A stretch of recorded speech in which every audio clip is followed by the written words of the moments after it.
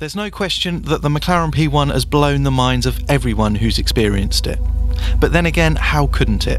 Its combination of a 3.8 litre twin turbocharged V8 and electric motor produces a combined 903 horsepower at 7,500 RPM and 664 pounds-foot at 4,000 RPM, and all that pushing just 1,395 kilos.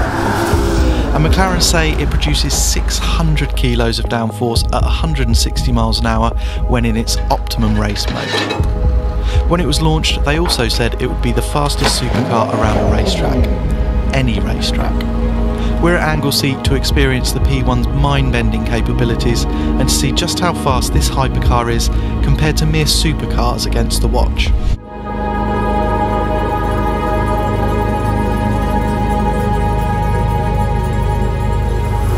So today is the day that I finally get to drive a McLaren P1. And I can't tell you how much I've been looking forward to driving this car, which has won the most hype and praise amongst everyone who's driven it. So I'm expecting really, really great things. Okay, it's an English summer's evening. We've got a racetrack to ourselves and miraculously it's dry, which I'm really, really pleased about. We're at Anglesey. Now, this is sort of our new home circuit. It's absolutely gorgeous place, but we haven't lapped many cars around here. The quickest thing we've done is a Ferrari 458 Speciale. Ferrari turned up with 7 sets of tyres, engineers, race driver, etc. It was the best Speciale you could ever imagine, with the best prep, the best tyres, and all the time you could throw at it. This is a bit different. We're on slightly ragged tyres. We're on the P0 Corsa, not the Trofeo, which are the really grippy tyre.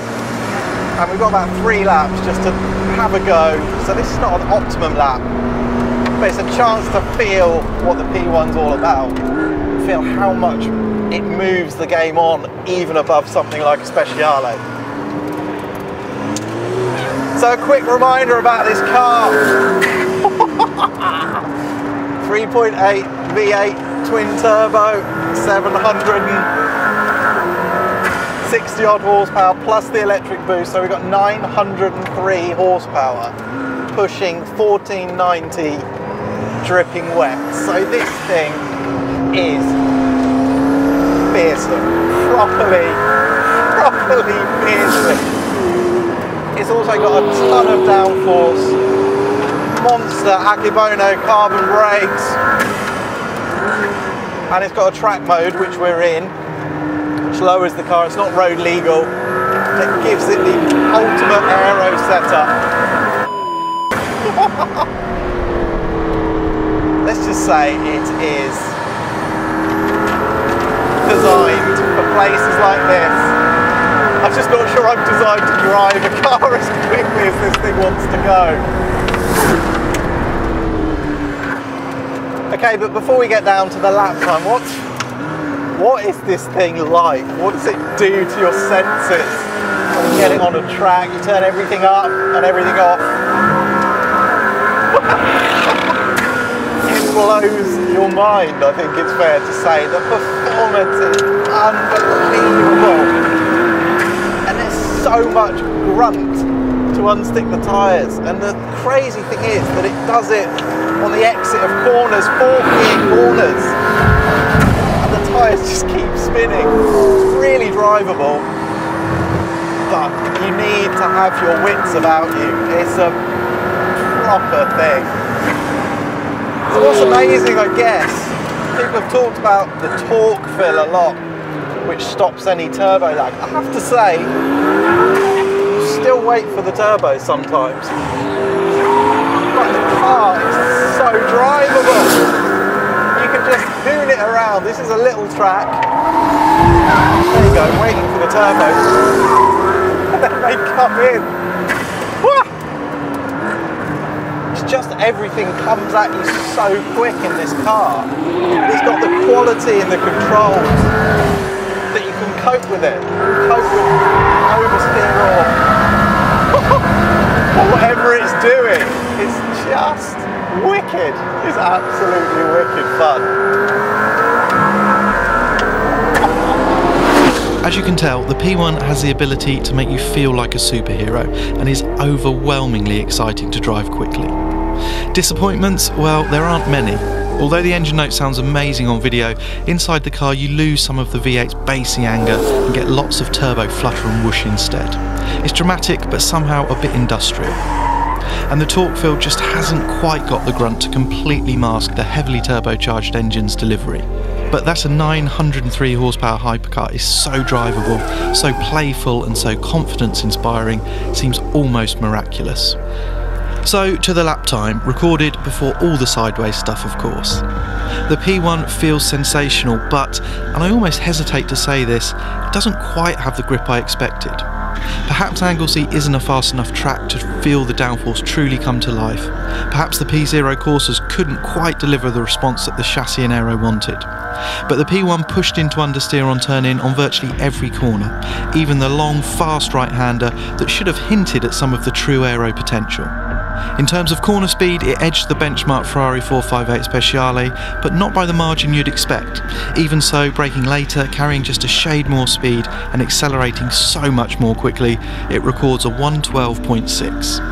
1.6 seconds faster than a Speciale with full technical support, a mountain of tyres to chew through, and 2 days to chip away at each sector. So the P1 sets a mighty time, but the real achievement with this car is that it's so much fun to drive on the circuit and that it makes over 900 horsepower feel entirely exploitable. It is a breathtaking car. But I guess it's hard to judge that achievement without another hypercar to drive alongside it. Now if only we could find one. Okay, so we're back. By brilliant coincidence, the very next day in the Porsche 918 Spyder. Same track, same conditions. And it's the same deal really. We've got no engineers here to help us. We've got one set of tyres. Michelin Pilot Sport Cup 2, so a stickier tyre. But of course, on paper, the 918 should not be as quick as the McLaren. It's got 887 horsepower, plays 903. But crucially, it's 1,634 kilos, this car with a Weissach pack.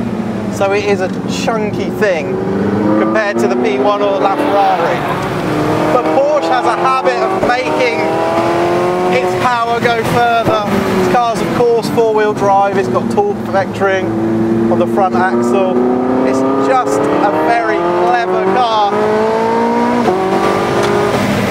But if that sounds clinical, don't for a minute think that it is, because the V8 screams and it sounds so much better than the P1. And the throttle response is better, despite that torque fill on this car. NA plus all that electric power, and it just got instant throttle response. So how does it feel on the track? Well, for a start it feels heavier than the P1, there's no doubt about that. There's more steering weight, you feel like you're sitting higher, the centre of gravity's higher. Of course it hasn't got the trick suspension that can lower it down for that race mode. But it feels fabulous, I love the engine, the gearbox is absolutely monstrous. The brakes are superb as well, these got regen, these brakes, the McLaren doesn't, but you barely notice it. Oh, it really is defined by the motor and the traction, and I'll tell you what, it feels every bit as fast as the P1, I don't care what the numbers say. It is a proper monster. And we're privileged to drive this on the launch, it was very controlled. Here, we can do what we want, which means quite a lot of that. And we can discover what the balance of this thing's like, and it's wicked. The four-wheel drive, you might think that sounds a little less exciting than something like the P1, but it's got adjustability, and it's got so much grunt that you can still slide in 4th gear corners and it will slide on the exits. It's fun. It's fun, this car, and it's fun.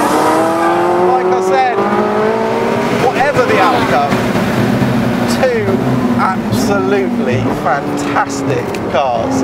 Totally different in feel.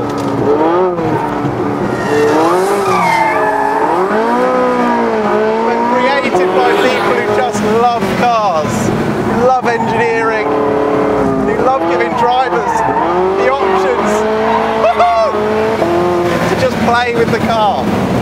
I love this. This is proper. This is proper. So far from the poor relation in this new world of the hypercar, the 918 feels right on the pace. Its 4.6 litre V8 is so sharp, and when combined with a much bigger hit of electrical assistance than the P1, the result is incredible. Imagine the response of a 10 litre V8 in the low and mid ranges, but the scintillating top end of a high compression race engine with a rev limit of 9,000 RPM. Now add in the best twin clutch gearbox I've ever experienced, massive stability, total traction, and yet real adjustability, and the combination is, well, a massive headache for the lighter, more powerful McLaren. Out of nowhere, it records a 112.4, and it feels like there's much more time to come, given a few more sessions and a bit of tyre pressure tweaking. The 918 arrived on a truck with no technical support, no spare tyres, but Porsche was right to be confident. What a car. That's not quite the end of the story though. McLaren agreed with us that the P0 Corsas can't quite live with the demands put upon them on track by the P1's sophisticated chassis and massive aero. So they delivered another P1 a few weeks later, this time fitted with P0 Trofeo R tyres.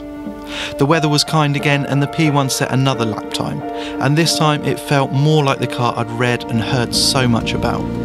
Still exploitable, but now with so much more grip at the front and much improved traction too. Just check out the fury and control of this car at full noise.